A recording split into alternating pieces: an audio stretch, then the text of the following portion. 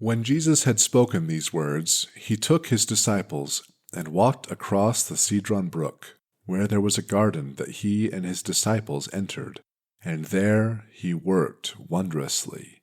His disciples, being overcome with awe, collapsed to the ground. Jesus had often visited this garden, and Judas knew of the place. Judas led a party under orders by the Sanhedrin, carrying lanterns, torches, and weapons. Jesus knew what would happen, and confronted the armed party, asking, "Who are you looking for?" They answered, "Jesus of Nazareth." He declared, "I am that I am." Hearing this bold claim startled the Sanhedrin's armed men, and they tripped over one another when they took a surprised step backwards. Jesus asked again, "Who are you looking for?" to require them to acknowledge by their own voice that he was the God of Israel. And they said, "Jesus of Nazareth." Jesus answered, "I have told you that I am." Jesus said, "If you are looking for me, then let these others go on their way." This request was to fulfill his prophecy, "Every one you gave to me I have kept, and none of them will be lost to us." Then Simon Peter had a sword and drew it, and struck the high priest's servant and cut off his right ear. The servant's name was Malchus, who later believed on Jesus. Then Jesus said to Peter, "Put your sword back in the sheath. The cup my Father has given to me, should I refuse to drink it?" Then the party, under orders from the Sanhedrin, took Jesus and bound him, and they led him away first to Annas, the father-in-law of Caiaphas, who was the high priest during that year. Now Caiaphas was the same man who counseled that it is better for one man to die to save the people than for the people to be lost. Simon Peter followed behind Jesus, and so did a second disciple who was familiar to the high priest, and was permitted access to enter the high priest's house, but Peter remained outside by the door. After entry, the second disciple returned and spoke to the doorkeeper and gained access for Peter to enter the house also. The doorkeeper asked Peter, "Aren't you one of the accused man's followers?" He answered, "No, I am not." And there were members of the party who brought Jesus back who were warming themselves beside a coal fire, and Peter was also cold, so he warmed himself beside them. The high priest questioned Jesus about the identities of his followers and about his doctrine. And Jesus answered him, "I spoke boldly to everyone. I taught frequently in the synagogue and in the temple, where the Jews are present to hear. I have made no attempt to be secret. Why ask me these questions? Ask the many people who heard me teach, and they can tell you what I said. They know." After he said this, one of the men holding Jesus hit him with his palm and said, "Do you dare to speak to the high priest that way?" Jesus responded to him, "If I have spoken like an evil sorcerer, testify of the sorcery. But if not, why did you strike me?" Annas then had him taken in the bindings and brought to Caiaphas, the high priest. As Simon Peter stood and warmed himself, the people standing by the fire asked him, "Are you not one of his followers?" He denied it and said, "No, I am not." One of the servants of the high priest, who was related to the man whose ear Peter had cut off, then asked, "Did I not see you in the garden with him?" Peter then denied again, and immediately the crowing of a rooster sounded. Then they led Jesus from Caiaphas to the Roman judgment hall, and it was still before sunrise. The Sanhedrin did not enter the judgment hall because it would defile them and prevent them from participating in the Passover. Pilate came out and confronted them and asked, "What accusation do you have against this man?"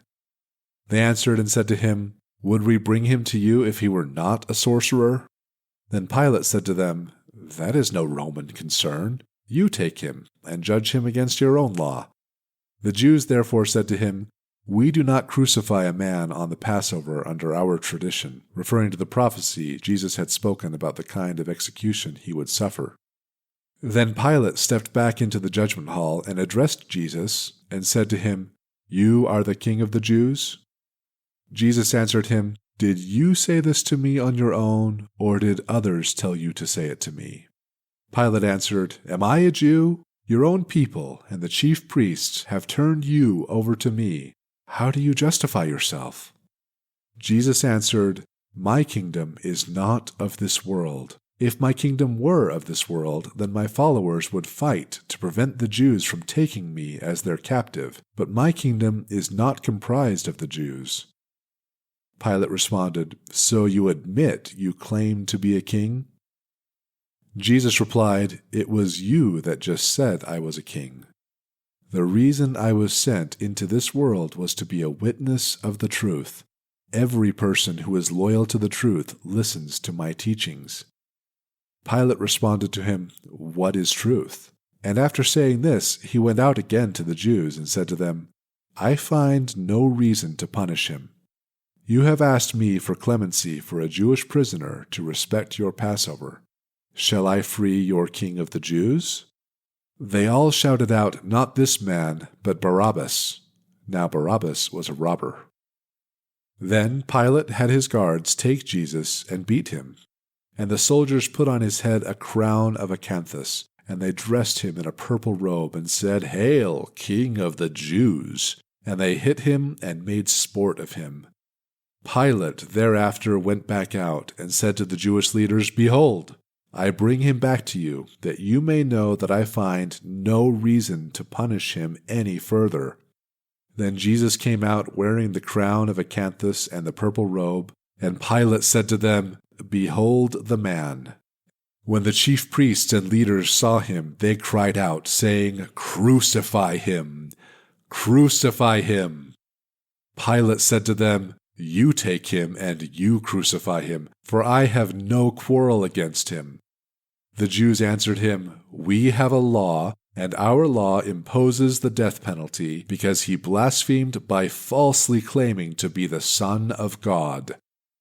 When Pilate heard them say that, he was alarmed, and he returned with Jesus into the judgment hall and asked him, "Who are you?" But Jesus did not answer. Then Pilate said to him, "Do you refuse to speak to me? Do you not realize that I have the power of life and death?" Jesus answered, "You have no authority over me except that permitted by heaven. Those who handed me over to you have the greatest sin." Pilate decided then that he would release him of any charge.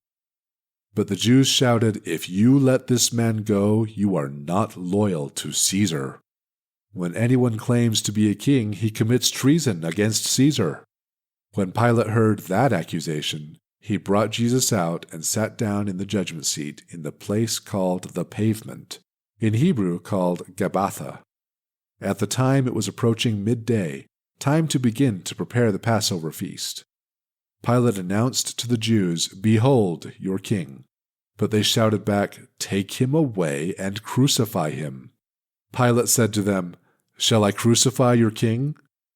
The Jewish leaders declared, "We have no king but Caesar. We will crucify him ourselves." And Pilate turned him over to those who were going to crucify him, sending but one soldier to accompany them with a plaque he ordered to be displayed. And they took Jesus and led him away, and he carried his cross and was taken to a place called the Place of the Skull, which had the Hebrew name Golgotha. Here the leaders directed his crucifixion, and 2 others who had been crucified by the Romans were also there at the same time, one on either side, with Jesus in the middle. When Pilate surrendered Jesus to be crucified, he had a plaque prepared in Hebrew, Greek, and Latin to be displayed on the cross. The plaque announced, "Jesus of Nazareth, the King of the Jews."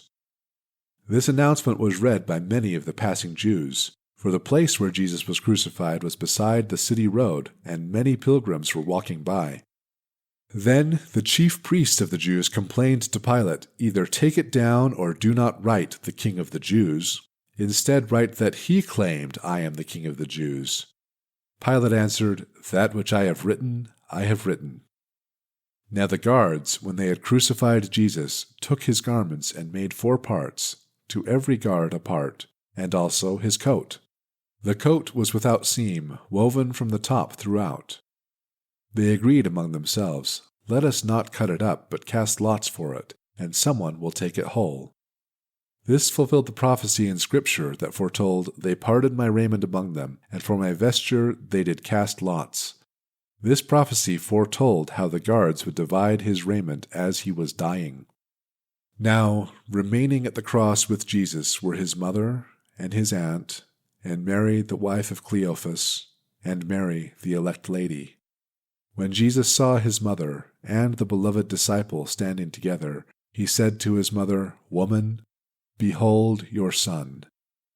Then he said to the disciple, Behold your mother. And from that hour that disciple accepted her as part of his own household. After this, Jesus, knowing that everything had been fully accomplished to fulfill prophecy, said, I thirst. Now there was a vessel full of vinegar mixed with gall. They dipped a sponge into it, and using a hyssop branch raised it to his mouth. When Jesus had received the vinegar, he said, My path is completed. Then he bowed his head and entrusted his spirit back to the Father. The Jews were concerned about preparations for the Passover and did not want crucifixions to continue into the holy day. Therefore they inquired of Pilate to find if he would object if they had the legs of the crucified broken, to quickly bring about their death. Pilate agreed, and the Roman guards broke the legs of the two who were being crucified when Jesus was added. But when they approached Jesus, he was already dead, and therefore there was no need to break his legs. A soldier under Pilate's command used a spear to stab under the fifth rib, and blood and water exited the wound. The beloved disciple who was there saw this and testifies it happened, so you can trust this eyewitness account. The things that happened fulfilled the prophecy that foretold, A bone of him shall not be broken. And again another prophecy said, They shall look on him whom they pierced.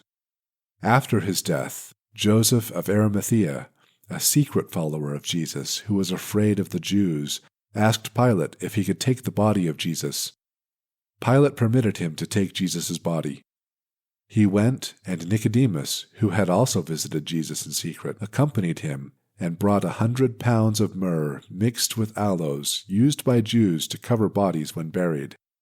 They covered the body with the mixture and wrapped it with linen to bury him.